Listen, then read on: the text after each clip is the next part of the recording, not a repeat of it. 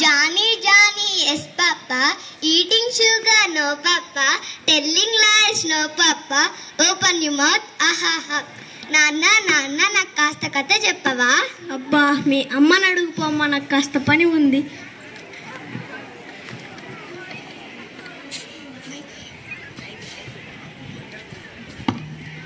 నాన్న అమ్మ నాకు కాస్త కథ చెప్పవా? నాన్న చెప్పమంటే కాస్త పనుందన్నాడు.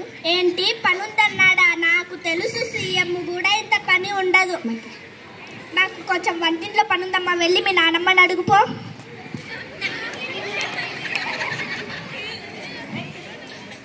నాన్నమ్మ నన్ను నిన్నట్లా కథ చెప్పవా? సరే బంగారం, మనం అలా వెళ్ళి పెరట్లో చెప్పుకుందాం పదా. ఏంటి పాచిపోయిన వాసన వస్తుంది? నిన్న చేసిన ఉప్మా మిగిలిపోయిందంటే పాడేయడానికి వెళ్తున్నాను. అంతెందుకు చేసావే? మీకోసమే తిని బలుస్తారని. అబ్బో, దీని పేరు ప్రభావతి. దీనికి కోపం చాలా అతి. దీనికి లేదు అస్సలు మతి. ఇది పెద్ద కోతి. మీకు పగులుతాది మూతి.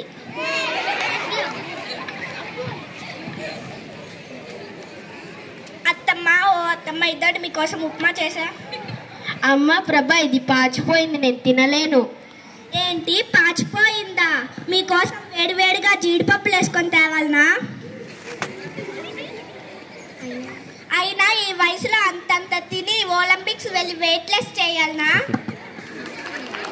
పాచిపోయిందంట, పాచిపోయింది. తినింది పెట్టి ఆ మూల పడి ఉండవచ్చు కదా. చిచ్చి, ఏమండి ఇంట్లో నేనన్నా ఉండాలి, లేకపోతే ఆ ముసిలిదన్నా ఉండాలి.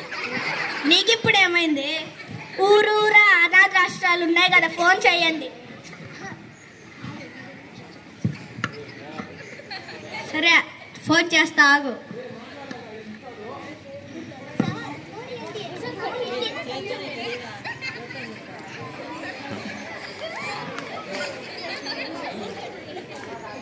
హలో, కడప అనాథాశ్రమం అండి?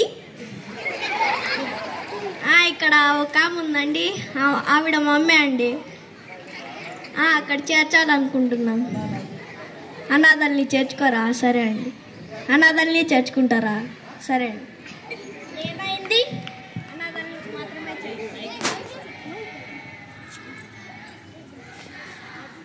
అనాథల్ని మాత్రమే చేర్చుకుంటారంటే అసలు మీకు మాట్లాడేదే చేతరాది.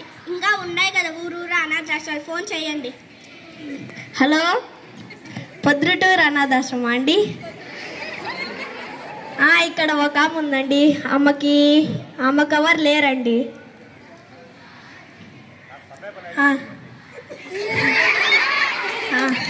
సరే సరే.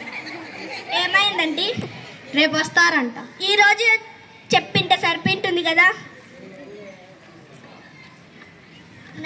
నాన్నమ్మని ఎక్కడ పంపిస్తున్నారు? వస్తే వెళ్ళు రూమ్లోకి. నీకేం పని ఇక్కడ?